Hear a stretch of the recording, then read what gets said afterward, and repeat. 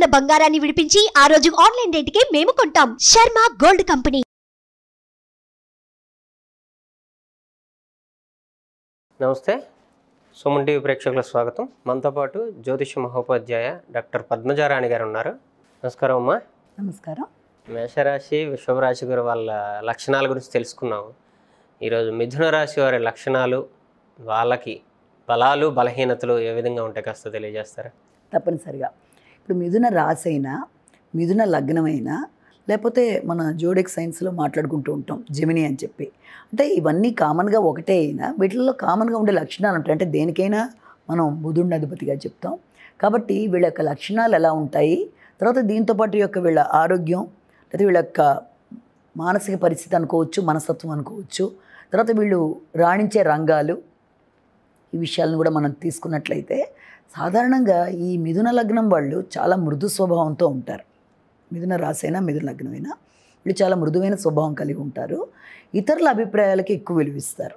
అంటే వాళ్ళ అభిప్రాయాల కన్నా అవతల వాళ్ళు ఏమనుకుంటారో అనే ఉద్దేశాలు ఎక్కువ ఉంటాయి. తర్వాత అవతల వాళ్ళ మీద వీళ్ళకి అవతల వాళ్ళ కష్ట సుఖాల గురించి వీళ్ళు ఎక్కువ ఆలోచిస్తారు. అవతల వాళ్ళు ఏ ఇబ్బంది పడిపోతారో అనే కష్ట సుఖాల కోసం ఆలోచించడం. తర్వాత ఇంతకంటే ఏంటంటే ప్రతి విషయంలోనూ చాలా ఏదైనా పని మొదలుపెట్టాక చాలా నైపుణ్యాలు వీళ్ళకి ఉండే స్కిల్స్, చాలా ఎక్కువ స్కిల్స్ ఉంటాయి. ఏ పని చేసినా ఎంత నైపుణ్యం ఉన్నా వీళ్ళల్లో ఉండే ఒక ఇబ్బందికరమైన సమస్య ఏంటంటే ఏదన్నా విషయం మొదలుపెట్టేటప్పుడు అన్నిటికీ సందేహమే, సంశయం. చెయ్యొచ్చా, చేయకూడదా, చేస్తే ఏమవుతుంది, చెయ్యకపోతే అంటే డ్యూయల్, అంటే రెండు రకాలుగా వీళ్ళు ఆలోచించుకుంటారు. చేసేద్దామని ఒక నిమిషం అనుకుంటారు, మరుక్షణం అబ్బో కాదులే చేస్తే ఏమవుతుందో, వాళ్ళు ఏమనుకుంటారు. ఇతరుల అభిప్రాయాలకు ఎక్కువ విలువ ఇవ్వడం వల్ల కూడా జీవితంలో చాలా ఇబ్బందులు ఎదుర్కొంటారు వీళ్ళు. ఎందుకంటే అది అన్ని వేళలా కరెక్ట్గా అనిపించదు కదా. పని ప్రారంభించేదాకా కూడా వీళ్ళకి కంగారుగానే ఉంటుంది. ప్రతి విషయంలో కంగారు, భయం, అది పైకి కనబడేరు ఉంటాయి ఈ భయాలు, కంగారులు. అలాగే అంతేకాకుండా రచన వ్యాసంగాలు, రచనా శక్తి చాలా ఎక్కువ ఉంటుంది వీళ్ళల్లో. చాలా క్రియేటివ్ నేచర్ ఉంటుంది, కమ్యూనికేషన్ బాగుంటుంది, కమ్యూనికేషన్ స్కిల్స్ ఉంటాయి, జర్నలిజం రంగాల్లో రాణిస్తారు, మీడియాలో బాగుంటుంది, అన్నీ బాగుంటాయి వీళ్ళకి. కానీ ఉన్నదల్లా ఏంటంటే ఈ భయం, అనుమానం. ఏదైనా మొదలుపెట్టాక ఆ నైపుణ్యాల్లో రాణించేటప్పుడు వీళ్ళకి అన్నిటికంటే ఇంకా ప్రధానంగా ధర్మశాస్త్రం, న్యాయం, చట్టం నిశ్చితంగా పరిశీలించడం, వాటి గురించి మధ్యవర్తిత్వంగా తీసుకొని కూడా ఏదైనా ఎక్కడన్నా సమస్య వస్తే వీళ్ళు దాని గురించి చక్కగా విపులీకరించడం, దానికి మధ్యవర్తిగా వెళ్ళడం, మీడియేటర్స్గా కూడా వీళ్ళు అంటే తీర్పులు చెప్పడం, ఇలాంటి వాటిల్లో కూడా చాలా అందవేశం చెయ్యాలి. అంటే చక్కగా అవతల వాళ్ళని ఇది చేయగలుగుతారు. మంచి కళ ఉంది ఆ రకంగా మాట్లాడడంలో, అవతల వాళ్ళని ఇది చేస్తారు. అయితే వీళ్ళకి ఇంకా ముఖ్యమైన విషయం ఏంటంటే వీళ్ళకి ధనం బాగుంటుంది. సంపన్న వర్గాలకు చెందిన అంటే ఎక్కువ ధనం బాగున్నప్పటికీ కూడా వీళ్ళకి అసంతృప్తి అనేది ఎక్కువ ఉంటుంది. కొంత అసంతృప్తి అవ్వడం ఒకటి. రెండోది ఏంటంటే వీళ్ళకి బాహ్య ప్రపంచానికి అంటే బయట వాళ్ళకి కానీ బంధువులకు కానీ తెలియని బాధలు కావచ్చు, తెలియని విషయాలు కావచ్చు, వీళ్ళు ఎన్నో వీళ్ళల్లో పెట్టేసుకుంటారు. అంటే అది చాలా ఉంటాయి, ఇతరులకి తెలియనివి ఎన్నో వీళ్ళల్లో వీళ్ళ దగ్గరే ఉంటాయి, అవి అంత బాధపడతారు. అయితే దాంతోపాటుగా ముఖ్యంగా ఏంటంటే వీళ్ళ సంతానం కూడా లలిత కళల్లో ప్రవేశం ఉంటుంది, లలిత కళల్లో రాణిస్తారు. కానీ ఏంటంటే వీళ్ళకి వీళ్ళ సంతానానికి ప్రథమ సంతానం అనుకోవచ్చు, సంతానం మొత్తానికి వాళ్ళతో వైరుధ్యాలు ఉంటాయి. కారణం ఏంటంటే వాళ్ళకి వీళ్ళకి మనస్తత్వాల్లో, అభిరుచుల్లో తేడాలు ఉండడం కానీ, లేదా వీళ్ళు చెప్పిన విధానంలో వాళ్ళు వెళ్ళటం లేదన్న భావనతో వీళ్ళు కొంత మానసికంగా ఇబ్బంది పడడం కానీ, దానివల్ల కొంచెం ఘర్షణాత్మకంగా ఉంటుంది వీళ్ళకి సంతానానికి. అది ఒకటి.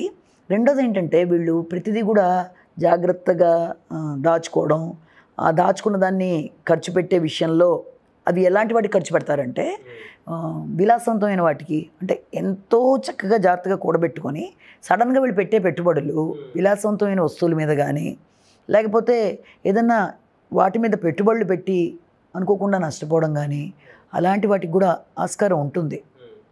అయితే దానికంటే కూడా ముందు ఏంటంటే మాటలు చాలా చక్కగా ఉంటాయి. మాటకారితనం అని మనం వింటూ ఉంటాం.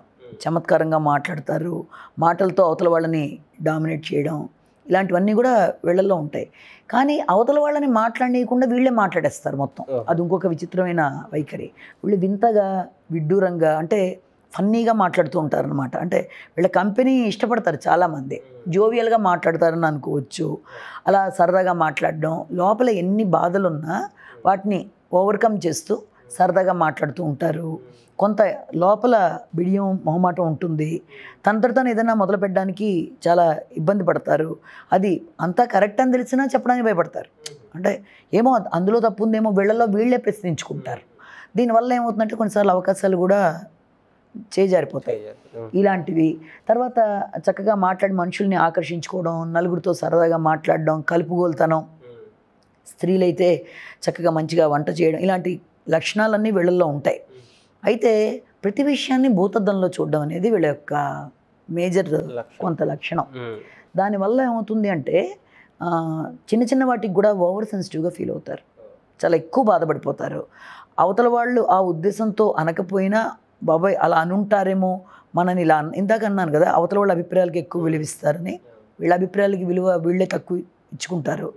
దానివల్ల ఏమవుతుందంటే సంఘంలో అవతల వాళ్ళు మామూలుగా ఏదైనా అన్నా కూడా వీళ్ళకి భయం వేస్తుంది. అంటే నాకు అని ప్రతిదీ భూతద్దంలో చూసే లక్షణం అవ్వడం వల్ల కొంత ముందుకు వెళ్ళడం తగ్గిపోతుంది లైఫ్లో. అంటే వచ్చిన అవకాశాలని సద్వినియోగపరుచుకోలేరు. తను ఆలోచించిన కోణం వేరు, అవతల వాళ్ళు ఆలోచించే కోణం వేరు. కాబట్టి అలాంటి లక్షణాలు ఉంటాయి. తర్వాత సంతానం విషయంలో కూడా వీళ్ళకి చాలా హోప్స్ ఎక్కువ ఉంటాయి. అంటే వీళ్ళు ఇలా అయితే బాగుండు, ఇలాగని దాంట్లోనూ కొంత వీళ్ళకి అనుకూలత అనేది ఆలోచన సరళిలో కొంత తేడాలు రావడం అనేది ఉంటుంది. దీనివల్ల కూడా కొంత వాళ్ళు ఇబ్బంది పడతారు.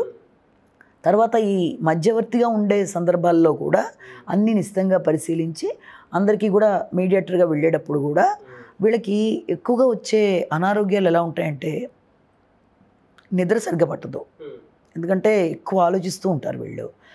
రచనా వ్యాసంగాలు కానీ చేసే వాటిలో కానీ దిట్ట, ఎంతైనా రాసేయగలరు నాన్ స్టాప్గా. కాబట్టి వీళ్ళు గ్రంథాలు కూడా ప్రచురించేంత తెలివైన వాళ్ళు వీళ్ళు. అయితే దీనివల్ల ఏంటంటే వీళ్ళు ఎక్కువ శాతం నిద్ర తక్కువ ఉంటుంది, నిద్రపోరు, రకరకాలుగా ఆలోచిస్తూ ఉంటారు. దానివల్ల నిద్రలేమి, లేకపోతే తలనొప్పి, తర్వాత అజీర్ణానికి సంబంధించినవి, ఇలాంటి వాటి వల్ల వాళ్ళు ఎక్కువ ఇబ్బందులు కూడా లోనవుతూ ఉంటారు. కాబట్టి వాటిని కంట్రోల్ చేసుకుంటూ సమయానికి ఆహారం తీసుకుంటూ నిద్రలేమిని అధిగమిస్తూ ఏం చేస్తే నిద్రలేమిని తను అధిగమించగలరో తను ఆలోచించుకొని మంచి వాతావరణాన్ని తను క్రియేట్ చేసుకున్నట్లయితే ఈ రకమైన టెన్షన్ నుంచి బయటపడడానికి, అంటే ఒక రకంగా చెప్పి టెన్షన్స్ ఎక్కువ వీళ్ళకి, అది ఈ రకమైన మెంటాలిటీ ఉంటుంది. ఈ రకంగా అధిగమించినట్లయితే వాళ్ళకి బాగుంటుంది. తర్వాత ఈ సంశయంగా ఉండడం అనేది ఒక పని ప్రారంభించేదాకా వీళ్ళు విడియపడతారు. పని ప్రారంభించిన సమయంలో వీళ్ళకి గనక ఏదన్నా కొత్త వాళ్ళు వచ్చినా, ఏదైనా జంకు భయం వచ్చినా వీళ్ళు పూర్తిగా టెన్షన్ నర్వస్ అయిపోయే అవకాశాలు ఉంటాయి. కాబట్టి అలాంటి అంటే అయోమయ పరిస్థితిలోకి వెళ్ళిపోతారు ఏదైనా ఇమీడియట్గా కొన్ని సందర్భాల్లో. అలాంటివి లేకుండా వాటిని అధిగమిస్తూ నిద్రలేమి ఇలాంటి వాటిని అధిగమిస్తూ ముందుకెడితే లైఫ్ చాలా చక్కగా ఉంటుంది. అంటే వీళ్ళు అంత పాండిత్యం కలిగిన వ్యక్తులు కాబట్టి.